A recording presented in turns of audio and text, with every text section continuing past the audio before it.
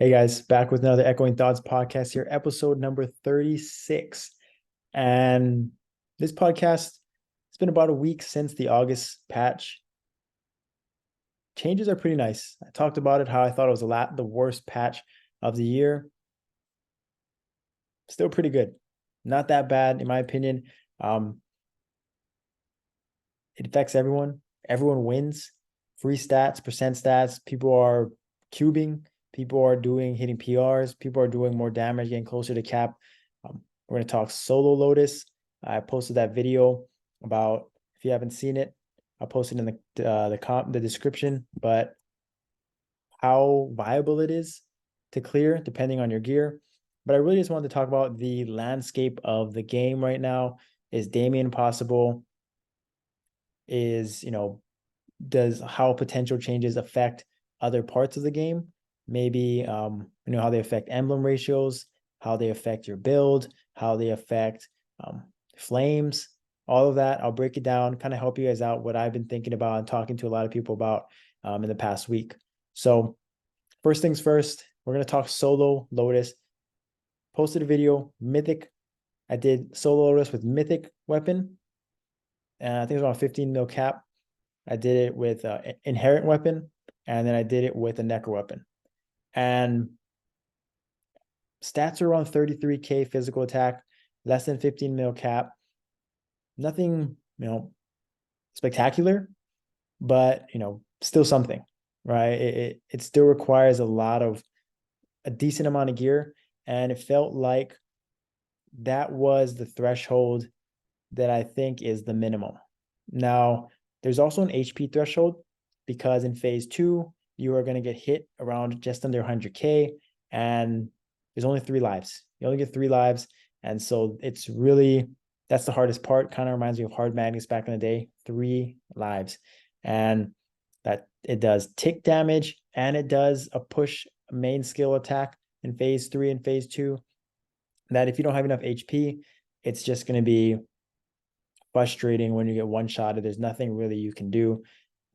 There's always an HP threshold, and it's probably around 105k HP. Is that viable for a lot of people? Probably. Top and bottom is going to help a lot. Some mythic armors, necros will help, and the HP potentials is going to help too as well. So I definitely think that is viable, less than Arc is right now, the HP threshold. So it's for a certain demographic, right? Solo players, people that don't maybe are in different time zones from other players, so they can't do team Lotuses. It's for some, not for all. And I think the main thing you need is fair trade. You need 100% crits or as close to it as possible. The Sage Pill helps with that extra crit rate. If you have crit res, obviously that's going to help a ton. But overall, if you're not critting 100% of the time, it's just very challenging to do enough DPS. You need to do about 250 build damage. That's how much damage HP Solo Lotus has. That ain't no walk in the park. Defense Smash 4, Boss Rush, class buffs, certain amount of cap, stats, fair trade. Right now, current meta, that's kind of what you're going to need. Check out my previous video in the description if you want to see how I did it on the Phantom. But it's a lot of fun. It's another challenge for certain players. There is no bounding. You don't get bounded. So if you have a team Lotus, you can just have fun with it and then leave at the last second. You won't get bounded. There's no icon or anything like that. And you can still do multi. It does share the same clear count. So don't go clearing solo Lotus and thinking you're going to do multi in the same week. It's not going to work. So keep that in mind. But it's just fun for certain players, and I had a lot of fun doing it. So appreciate my friend for letting me give it a try. And then, but now we're going to talk about potentials. And so if you don't know, potentials just got buffed. There's new peak limits for everything in potentials, from crit damage percent. I think it goes up to like 9% now. Physical damage, magic damage, everything. Percent stats, even raw physical attack, HP. It's all getting buffed. It all is absolutely insane. And some clear winners were boss attack build players because of the potentials. I think you get about 4% per line, like on a legendary potential. So that's a lot. That adds up to flames, as well as, rings and whatever else pieces of accessories, um, you know, potentials you have. It all adds up, right? And it's nice. It feels like right now, like if you were to, before it used to be flames, uh, Star Force, cubing and um, exalting, and those are kind of the ways to progress. And cubing was usually last, right? I would say, especially with Star Force Liberation increasing, giving some sort of cap and HP on physical attack or magic attack. Potentials were sort of underwhelming, but now it feels like potentials might be the best of the bunch, honestly. Like an overall or a shoe or top and bottom, each one could give like almost 600 raw attack per line. So you could possibly get 1800 attack from a top piece or a bottom piece, or an overall, and then the shoes as well. That is a ton, right? That's more than a flame, a good flame for a lot of people. And some people might have already had that and just got boosted, so they just got the benefit for free.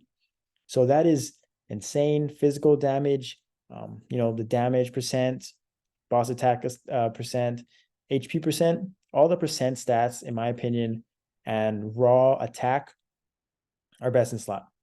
Now, HP percent is kind of a talking point, right? Especially in our group when we're talking about Damien and trying to get into certain amount of HP to survive dash and certain skills. And other players as well that are trying to do arc, that are trying to do solo Lotus or Lotus as well. There's all sorts of HP kind of thresholds, numbers that you're trying to get to survive comfortably, right? You don't want to be that person that just gets one-shotted that you can't help. And so I would still say, like, if you're trying to roll for HP percent, it's not usually the best in the end game, especially because of how the percent damage, that the offensive percent stats are scaled now. It just feels like that is too much to miss. And so what I would say is, if people are thinking about re-rolling potentials or thinking that the priority has changed, I wouldn't overthink it.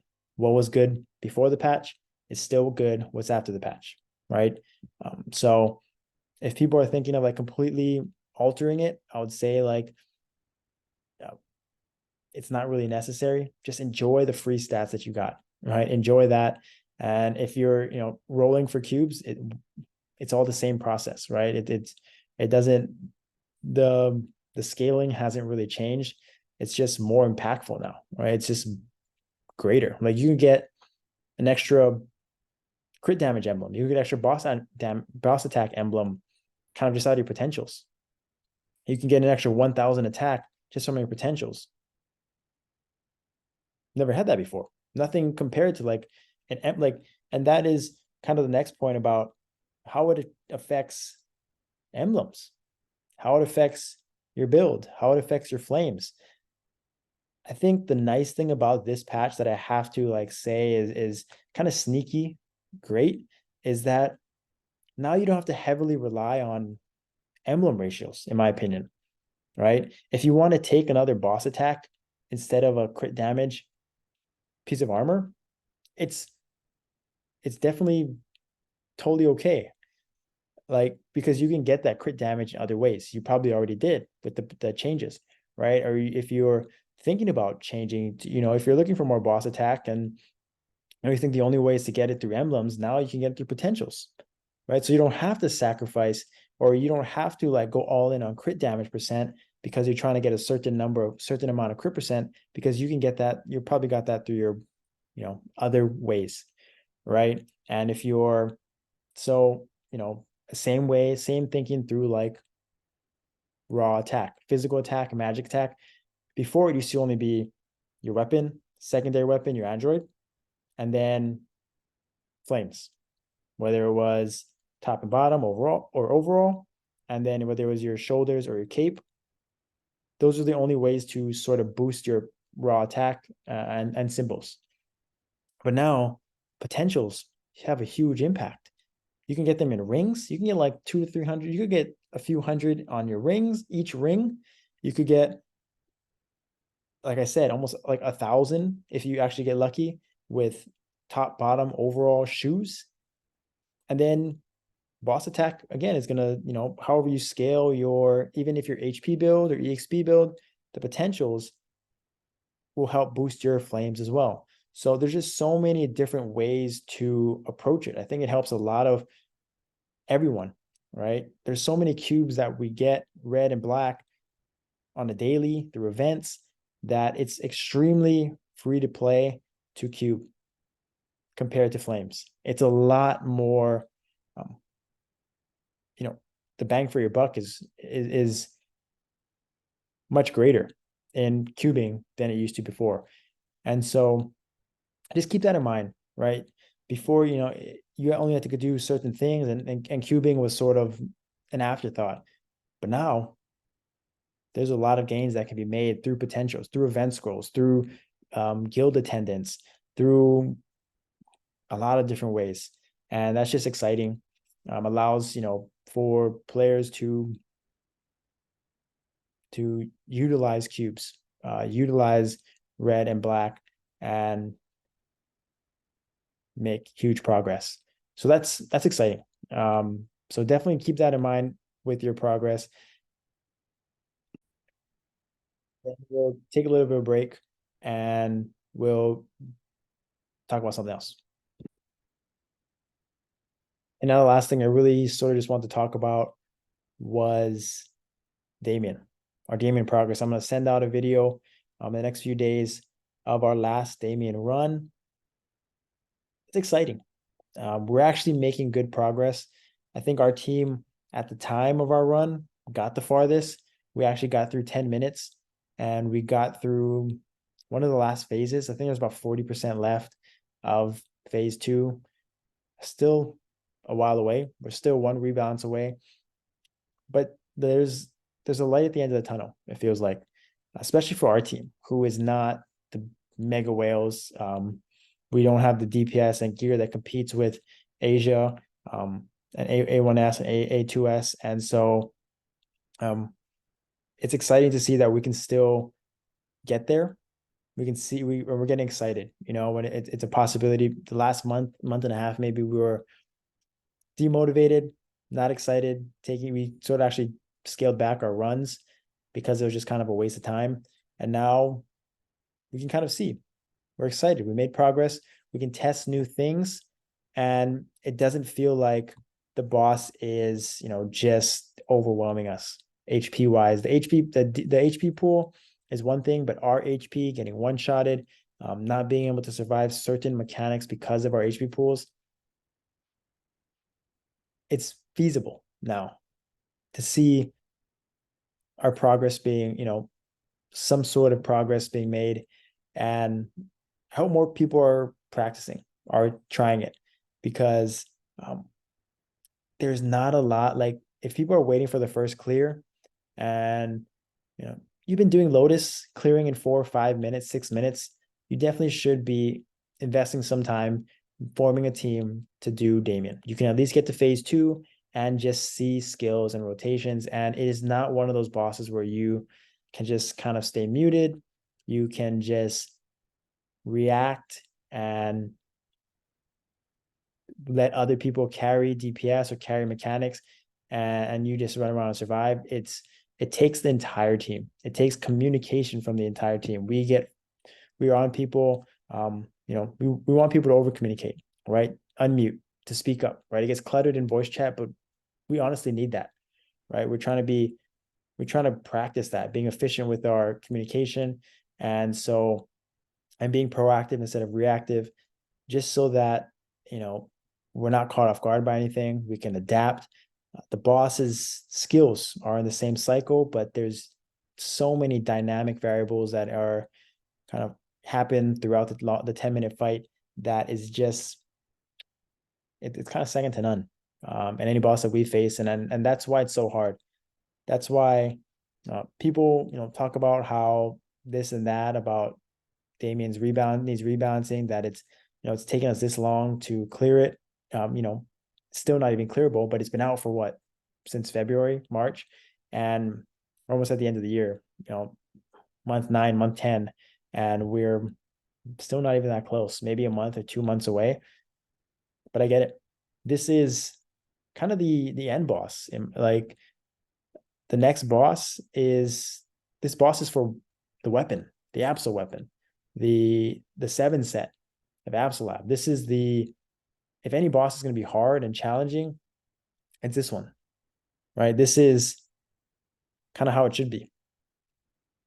So I understand, right? Once people start clearing this, then it just opens the floodgates. Then the mega whales are just going to be going crazy, trying to clear it, get their cap up, get their stats up, and then on to the next thing, right? But the next thing's not going to be as great as this one. This is it. This is what I feel like should take some time, right? And it does feel like the mechanics, they did sort of time gate us. They did sort of prevent us from even progressing. But I kind of I have some sympathy towards it, and we understood it. We practiced ahead of time, didn't want to burn out, and hopefully other people are starting to catch on and started to just getting reps, because it's not an easy boss. You can sort of just, if we were to clear, or other people were to clear and give tips and guides and things like that, it's not something you can just follow a guide and be good to go, right? There's way more to it. It's much more in depth, and just because you have the DPS, the gear, it's going to show. It's you need the team's coordination and the mechanics and everyone doing their job to maximize your DPS, to survive, to do everything needed to clear. So more on that. I'm excited to post more Damien content. I had a lot of fun posting solo Lotus content, hitting a lot of PRs. The cap is capped right now, waiting for a second Absol lab, currently at 25 mil. Maybe when I hit 1,000 subscribers, I'll share my stats, my gear. That'd be a lot of fun. So definitely subscribe, like, comment what you want to see next. And I'm excited to share more progress as we kind of get closer and closer to clearing. So thank you again for watching. I can't wait to see how more teams do in Damien and more people hitting more PRs with these potential changes. Thanks for watching. I'll see you next time.